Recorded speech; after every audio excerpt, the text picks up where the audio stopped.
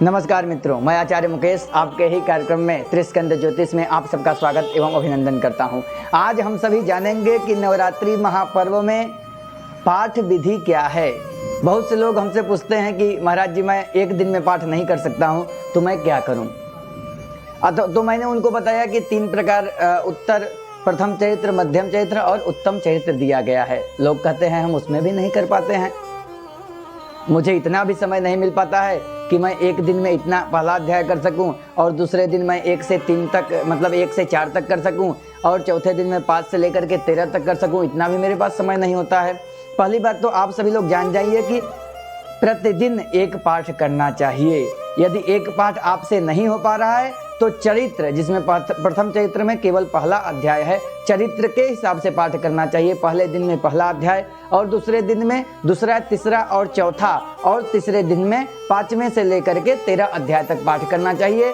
कवच, अर्गला और किलक यह आपको नित्य पाठ करना चाहिए। और इसके साथ साथ ही अंतिम में रहस्य दिया गया है, 3 रहस्य दिए गए हैं। अगर आप उसको बताया गया है कि 9 दिन के अंदर 1 दिन तो आपको कर ही लेना चाहिए। सबसे पहली बात तो आपको, जब आप 9वां पाठ करें, 9वीं को, तो उस समय पाठ कर लेना चाहिए रहस्य का। यदि उस समय नहीं कर सकते हैं तो आप बीच में किसी भी दिन 1 दिन रहस्य का पाठ अवश्य करें, क्योंकि बिना रहस्य के पाठ का सिद्धि नहीं मिल सकती है।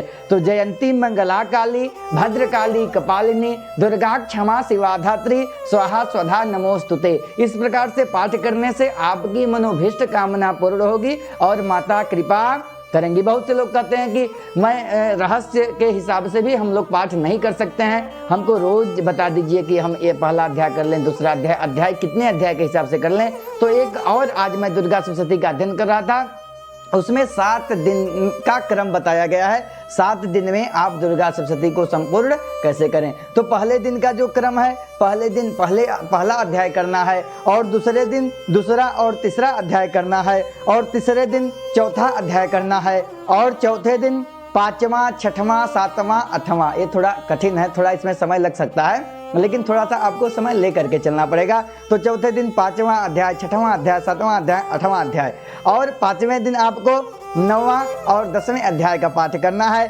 6वें दिन 11वें अध्याय का पाठ करना है, और 7वें दिन 12वें और 13वें अध्याय का पाठ करके दुर्गा सप्तशती को आप पूर्ण कर सकते हैं। माता की कृपा होगी। और इसके बाद चरित्र का पाठ करें, और कवच, कील, कवच, अर्गला का नित्य नैमित्तिक पाठ करने से माता प्रसन्न होती हैं। पाठ के पूर्व ही सबसे पहले आप पहले ही दिन संकल्प ले लेंगे, हे माता आज से मैं आपका मेरा नाम ये है और मेरा गोत्र ये है।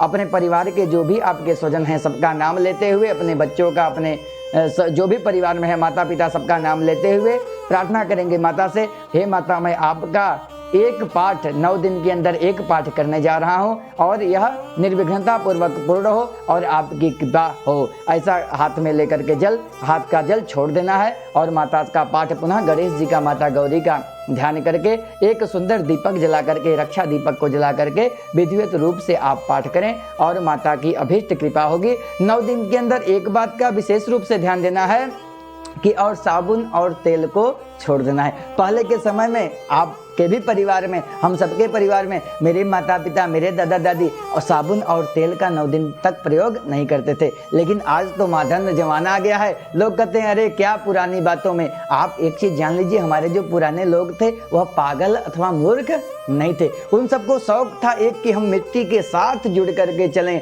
और 9 दिन तक काली मिट्टी जो आती है उससे अपने सर को धोते थे, अपने शरीर में भी उसको लगाते थे। तो आप लोग भी एक बार मिट्टी से जुड़ने का प्रयास करें, और 9 दिन तक साबुन तेल को छोड़ करके, अगर यदि लगाना है ही तो मिट्टी को लगाएं, और उसमें भी माता की आप सबके ऊपर अभीष्ट कृपा होगी। सात्विकता और शुद्धता के साथ माता का पूजन करें, व्रत करें, घट स्थापन करें और पाठ करें, माता की अभीष्ट कृपा होगी।